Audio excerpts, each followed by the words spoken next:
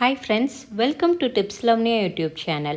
இன்றைக்கி நம்ம வாழைக்காய் வறுவல் எப்படி பண்ணுறதுன்னு தான் பார்க்க போகிறோம். வீடியோக்குள்ளே போகிறதுக்கு முன்னாடி இது வரைக்கும் நம்ம சேனலை சப்ஸ்கிரைப் பண்ணாமல் பார்த்துட்டு இருந்தீங்கன்னா உடனே சப்ஸ்கிரைப் பண்ணி வச்சுக்கோங்க.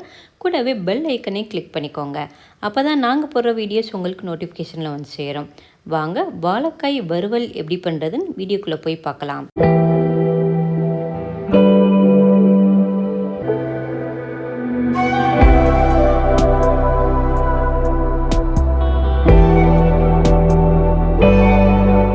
வாழைக்காய் எடுத்துருக்கேன்.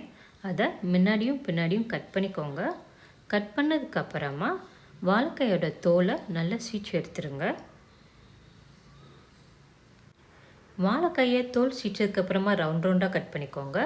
இந்த மாதிரி தடியாக கட் பண்ணி எடுத்து வச்சுக்கோங்க. 2 வாழைக்காவையும் இதே மாதிரி கட் பண்ணிடுங்க. வாழைக்காயை கட் பண்ணி வச்சதுக்கப்புறமா இதில் மசாலா பொருட்கள் சேர்த்துடலாம். 1 ஸ்பூன் வரமிளகாத்தூள் சேர்த்துக்கோங்க.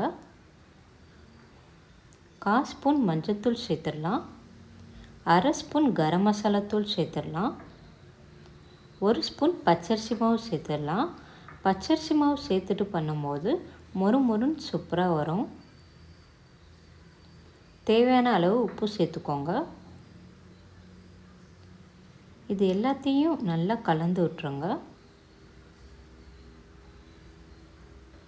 கொஞ்சமாக தண்ணி ஊற்றி மசாலாவோட வாழைக்காயை நல்லா பரட்டி வச்சுருங்க.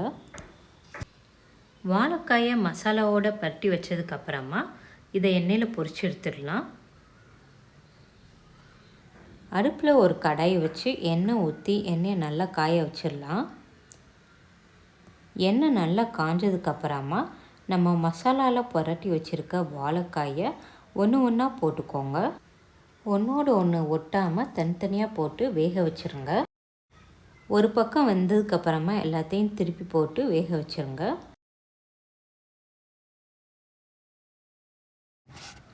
வாழைக்காய் நல்லா வெந்துருச்சு. இதை ஒரு பிளேட்டில் மாற்றிடலாம்.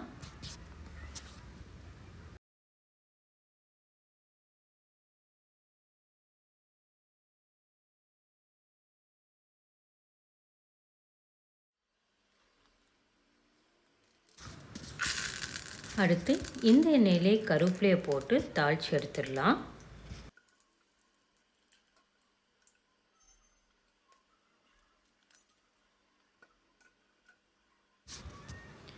சுவையான வாழைக்காய் வறுவல் ரெடி ஆயிடுச்சு. நீங்களும் செஞ்சு உங்கள் வீட்டில் உள்ளவங்கள அசத்துங்க.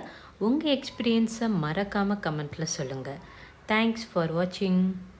இந்த வீடியோ உங்களுக்கு பிடிச்சிருந்துச்சுன்னா லைக் பண்ணுங்க, ஷேர் பண்ணுங்க, சப்ஸ்கிரைப் பண்ணுங்க, மறக்காம பெல் ஐகானை கிளிக் பண்ணுங்க.